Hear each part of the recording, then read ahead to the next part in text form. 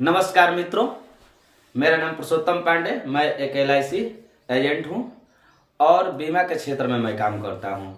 और आप लोगों को आज अच्छी मुद्दा पर हम लेकर आए हैं। आज सरस्वती पूजा है, माँ सरस्वती जी की कृपा होगी तो आप लोग को एक गरीबी की दुनिया से मैं निकाल कर बाहर ले जाना चाहता हूं। मेरे सोच यही है कि समाज में जो भी व्यक्ति है गरीब न हो। गरीबी एक पय नहीं है, लेकिन गरीबी में जिंदगी जीना एक पय है। गरीबी में मेरा जन्म जब होता है तो एक पय नहीं है, ये कोई भी पय नहीं है, लेकिन गरीबी में हम जिंदगी जीते हैं वही पय है। जब हम लोग होश संभाल लेंगे, इसको खत्म करने के लिए हम लोग का प्रयास करना चाहिए। प्रयास करना ही सबसे बड़ी बात होती है। बैठे रहने से कुछ भी नहीं होता है। जो राही चलता रहता है उसका रास्ता कितना भी दूर हो, वो रास्ता को कला उस रास्ते पर जहां जाना चाहे तो वो चला जाता है। जैसे मैं आप लोग फिलहाल में देखे होंगे, कहीं कोई यात्री है पैदल ही कला वो अयोध्या जाना चाहता है, वो पैदल चला जाता है। लेकिन हम लोग को 5 किलोमीटर इटाढ़ी या बक्सर जहीं भी होता है, कहीं भी होता है, हम लोग को जाना होता है तो गाड़ी की आवश्यकता होती है। पहले के लोग की गाड़ी की आवश्यकता नहीं होती है, पैदल वो 20 किलो 30 किलो 50 किलोमीटर चले जाते हैं। इस बात से हम ये बात समझना चाहते हैं, समझाना चाहते हैं कि जो कोई भी इंसान हो, छोटा काम हो या बड़ा काम हो, उसको करेगा एक दिन बड़ा मुकाम हासिल करेगा। कोई काम छोटा नहीं होता है, कोई काम बड़ा नहीं होता है।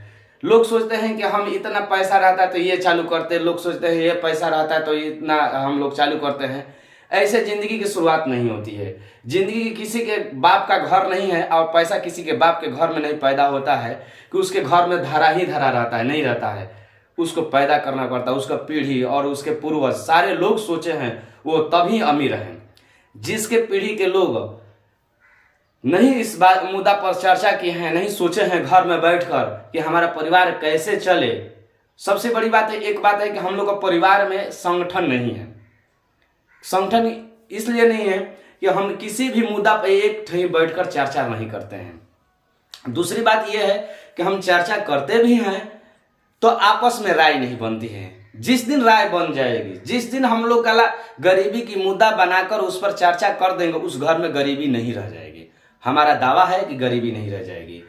बनिया समाज के लोग होते हैं, एक साथ खाते हैं और एक साथ ही वो बिजनेस पर बात करते हैं। लेकिन किसान लोग एक साथ नहीं खाते हैं और मिडिल क्लास के लोग भी एक साथ नहीं खाते हैं और एक साथ किसी भी बात पर वो विचार विमर्श नहीं करते हैं कि हमारा परिवार का कैसा विकास हो, हमारे परिवार का आर्थिक स्थिति कैसे सुधरे। और दूसरे लोगों का भी नकल भी नहीं करना आता यहाँ तक ले कि उसके परिवार का नकल नहीं, हाँ दूसरे के ऊपर जलना आता है, बुराई बतियाना आता है। ये बात मैं मानता हूं कि बुराई बात करने में कोई कमी नहीं होगा। किसके घर में क्या होगा, उनके घर में क्या होगा, फलाना क्या होगा, इस बात को बात करते करते दिन रात 24 घंटा वो बिता देंगे। लेकिन एक दिन बात नहीं करेंगे कि हमारे परिवार का आर्थिक स्थिति कैसे सुधरे। नमस्कार दोस्तों, मेरा नाम पुरुषोत्तम पांडे हो। इसी बात पर मैं चर्चा करूंगा जिसमें नुकसान सहने की ताकत हो वही मुनाफा कमा सकता है।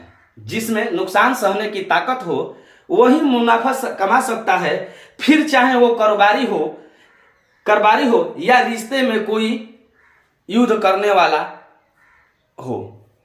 युद्ध करने वाला कभी भी सोचेगा कि मैं मर जाऊंगा, वो युद्ध में कभी सफलता नहीं पड़ेगा। और कारोबारी ये सोचने लगेगा कि मैं पैसा लगाऊंगा, डूब जाएगा, कभी भी मुनाफा नहीं कर पाएगा। इसी चीज पर मैं बात करूंगा। मिडिल क्लास के लोग गरीब क्यों हैं? एक मुद्दा यह भी मेरा है कि मिडिल क्लास के लोग गरीब क्यों हैं और बनिया वर्ग के लोग सुखी क्यों हैं, मरवारी क्यों इतना धनी है। ये सारी हमारी मुद्दा रहेगी कि ये लोग धनी क्यों हैं। तो पहले के हम मिडिल क्लास के पर हम चर्चा करेंगे। मिडिल क्लास के लोग क्या करते हैं, एक कहानी पहले मैं सुना था। मिडिल क्लास को छोड़ दिए, एक कहानी मैं सुना था। जब मैं 2006 में मैट्रिक का एग्जाम दिया और पढ़ने के लिए एक शहर बक्सर पड़ता है, वहां मैं पढ़ने गया तो एक रूम किराया पर लिया था। तो कला उसमें एक रिक्शा चालक रहता था, एक लोहार रहता था और 5-6 लोग मेरा मित्र रहते थे। और उसी के बगल में एक मैडम रहती थी।